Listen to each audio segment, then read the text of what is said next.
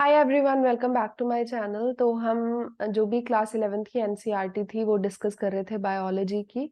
उसका first chapter दी living world हम already discuss कर चुके हैं। अब सेकंड चैप्टर है जो हमें डिस्कस करना है, दैट इज बायोलॉजिकल क्लासिफिकेशन। तो उससे स्टार्ट करते हैं। बायोलॉजिकल क्लासिफिकेशन बेसिकली जो ये चैप्टर है इसमें डिफरेंट किंगडम्स के कैरेक्टर्स के बारे में आपको बताया है। मतलब आप ऑर्गेनिजम्स को अगर क्लासिफाई करना चाहते हो तो किस तरीके से क्लासिफाई कर सकते हो, कौन कौन सी कैटेगरीज में डिवाइड कर सकते हो, वो सब बताया है। आप यहाँ देख सकते हो कुछ अर्ली क्लासिफिकेशन थी। देखो, एनसीईआरटी से करवाने का मेरा मेन मोटो ये है कि एनसीईआरटी का आपको बहुत सारी चीजें पता होनी चाहिए जो इम्पोर्टेंट पॉइंट्स हैं। ठीक है। तो जैसे एरिस्टोटल है, इन्होंने बताया था कि हम ऑर्गेनिजम्स को, जैसे प्लांट्स हैं तो प्लांट्स को क्लासिफाई कर सकते हैं ट्री, शर्ब्स और हर्ब्स में।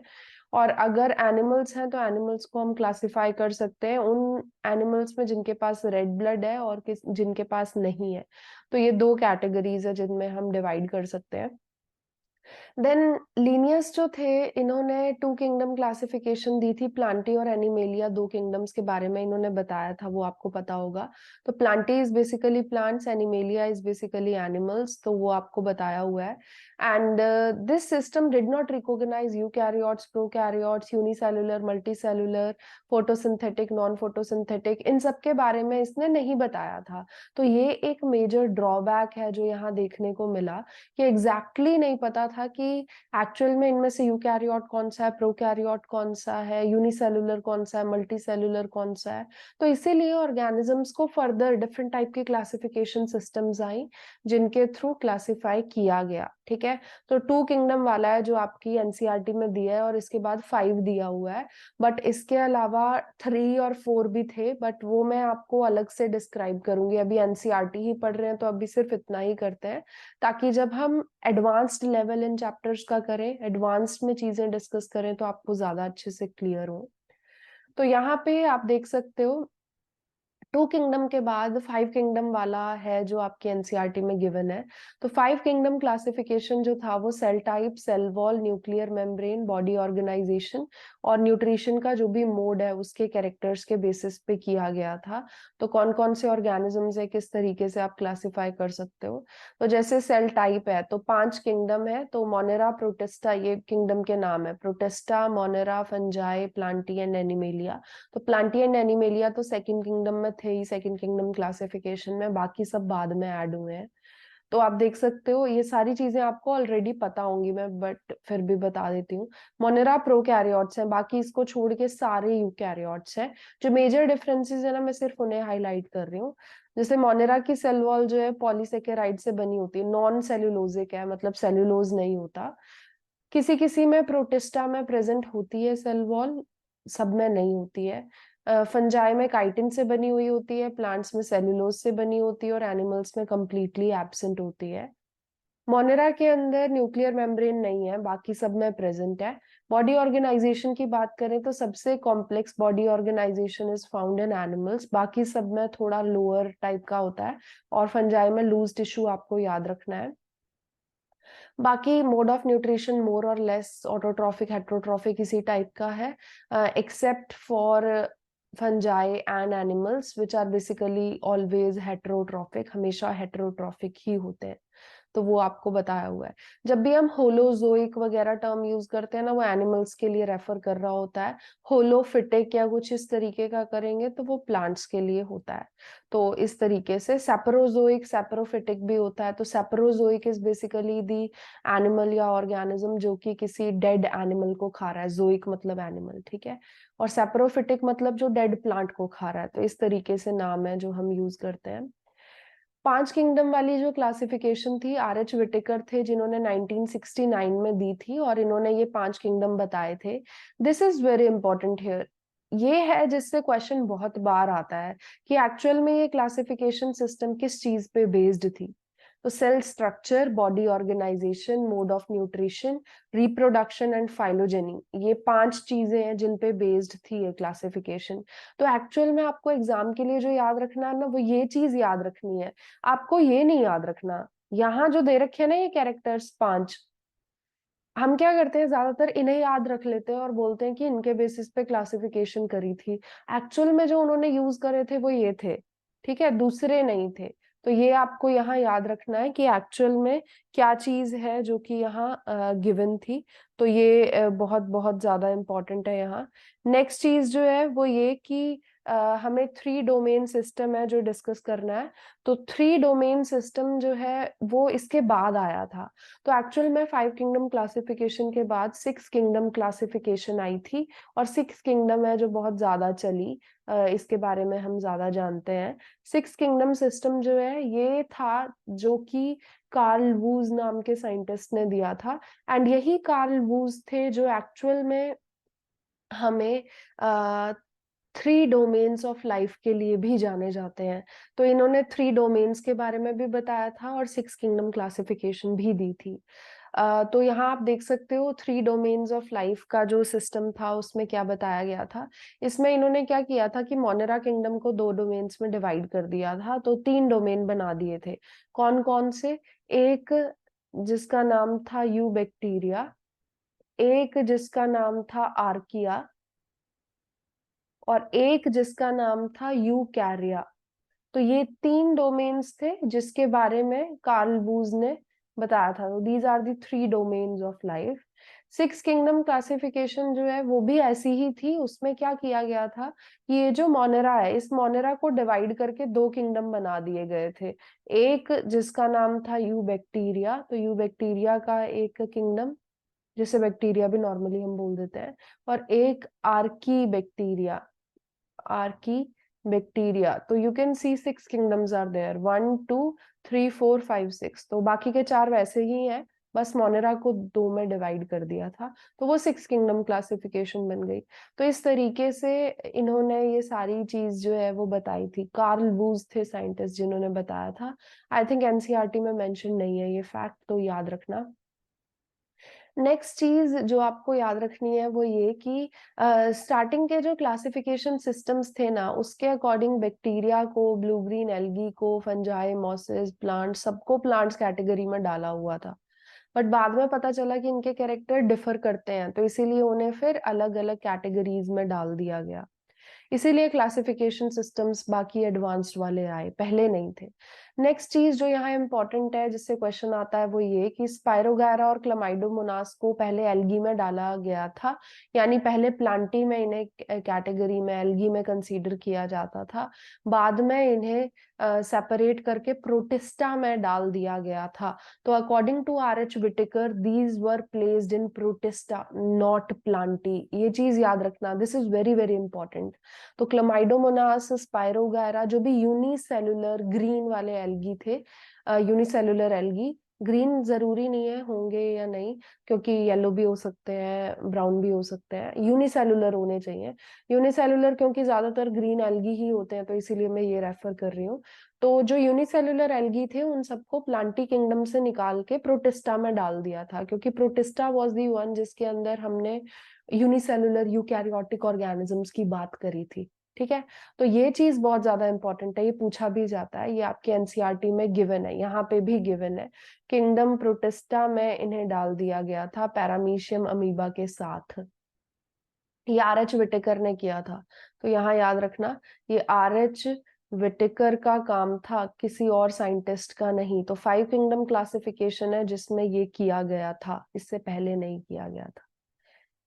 नेक्स्ट क्या चीज इंपॉर्टेंट है जिससे क्वेश्चन आया हुआ है? हाँ, यहाँ और कुछ नहीं है। मैं एक्चुअली ना जो इम्पोर्टेंट चीजें हैं जिनसे क्वेश्चंस आए हैं आपके एग्जाम्स में, जो ज्यादा इम्पोर्टेंट है, जरूरी नहीं है कि आप नीट की प्रिपरेशन कर रहे हो, आप बोर्ड की भी प्रिपरेशन कर सकते हो, आप टीजीटी पीजीटी के टीचर भी हो सकते हो जो उनकी प्रिपरेशन कर रहे हो, डीएसएसबी की, या फिर आप आईएएस वगैरह के लिए जो प्रिपरेशन होती है यूपीएससी की वो भी कर सकते हो। तो आपको एनसीईआरटी पढ़नी होती है, तो इसीलिए मैं आपको ये सब करवा रही हूँ, तो आपके लिए काफी ज्यादा बेनिफिशियल होगा। देन किंगडम मोनेरा है पहला किंगडम जिसके बारे में सबसे पहले बताया गया था। अब ये जो मोनेरा किंगडम है, यहाँ पे बहुत सारी चीजें हैं जिनसे क्वेश्चन आते हैं। सबसे पहली चीज, bacteria are the sole members, मतलब बैक्टीरिया ही है जो मोनेरा में आते हैं और कोई ऑर्गेनिज्म नहीं आता। सोल मेंबर्स सिर्फ यही है।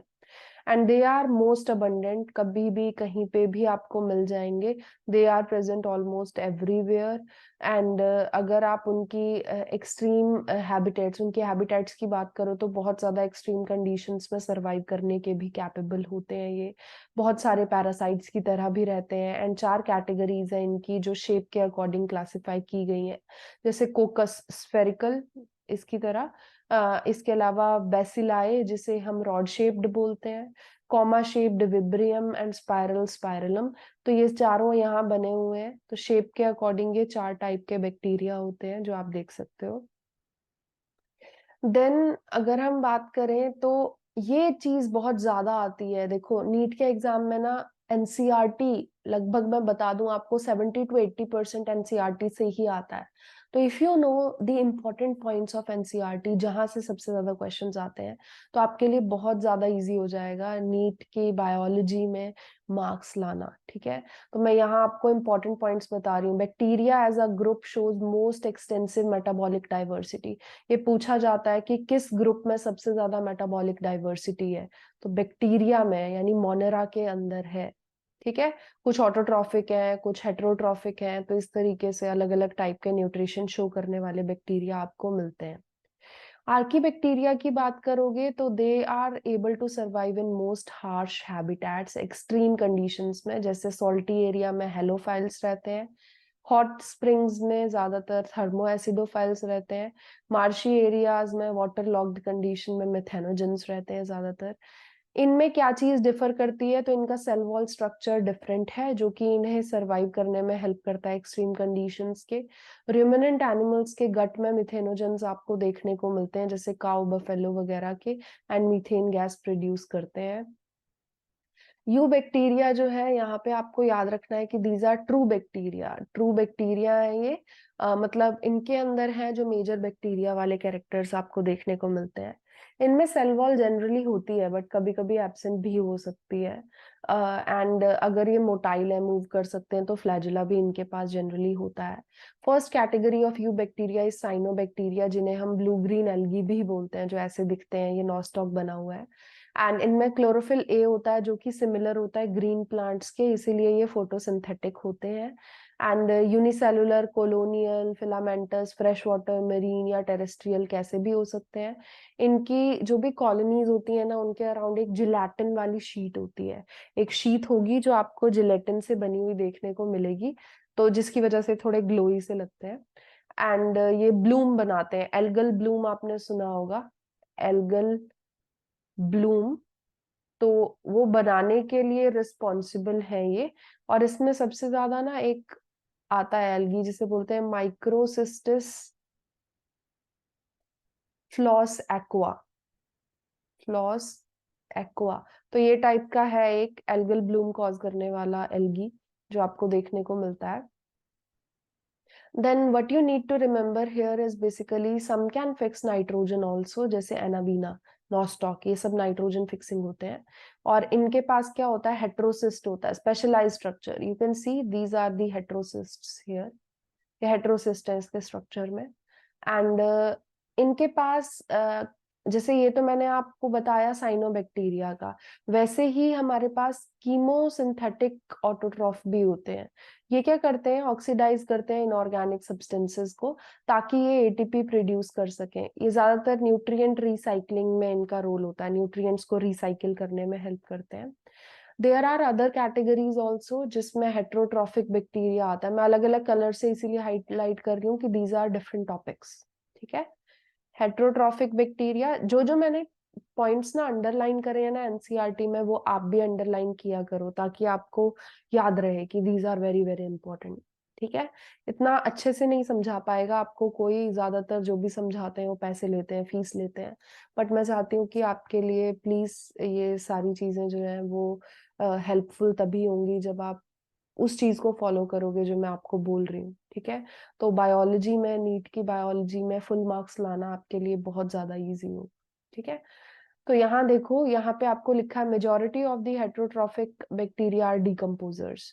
तो ज्यादातर डिकम्पोजर होते हैं और ह्यूमंस के लिए बहुत ज्यादा हेल्पफुल होते हैं हेट्रोट्रॉफिक वाले। यानी कर्ड बनाने में हेल्प करते हैं, एंटीबायोटिक्स बनाने में, नाइट्रोजन फिक्स करने में हेल्प करते हैं। कुछ पैथोजेंस भी होते हैं, मतलब ह्यूमंस, क्रॉप्स या एनिमल्स वगैरह को डिजीज भी कॉज करते हैं। कुछ डिजीजेस के नाम यहाँ आपको बताए हुए हैं, जैसे कॉलेरा हो गया, टाइफाइड, टेटनस, सिट्रस कैंकर, तो ये सब। एंड ये ज्यादातर फिजन शो करते हैं डिवीजन के लिए। ये डिवीजन की फिजन आप देख सकते हो, एक सेल डिवाइड कर रहा है और डीएनए इसका जो है वो सेपरेट हो चुका है, साइटोप्लाज्मिक कंटेंट सेपरेट हो चुका है, तो 2 सेपरेट सेल्स आपके दिख रहे हैं आपको। अनफेवरेबल कंडीशंस में ये स्पोर भी बना सकते हैं और सेक्सुअल रिप्रोडक्शन नहीं होती, इसीलिए सॉर्ट ऑफ सेक्सुअल रिप्रोडक्शन लिखा है। एक्चुअल जो यहाँ होती है उसे बोलते हैं parasexual reproduction. Parasexual reproduction. Just a second. Microsoft Edge is not responding. कोई नहीं, आप समझ लो अभी मैं क्या बोल रही हूँ। पैरा लिखना है और para sexual reproduction. I hope it is working now. Para sexual reproduction है जो आपको बैक्टीरिया में देखने को जनरली मिलती है। ठीक है, तो ये आपको जनरली यहाँ देखने को मिलती है। एंड डीएनए ट्रांसफर की एक टेक्निक है प्रिमिटिव वाली। Primitive is very important here, क्योंकि ये एक्चुअल में सेक्सुअल रिप्रोडक्शन नहीं है, यहाँ पे गैमीट्स नहीं बन रहे, बट यहाँ पे क्या हो रहा है, 2 सेल्स कांटेक्ट में आ रहे हैं और जेनेटिक इंफॉर्मेशन का ट्रांसफर कर रहे हैं।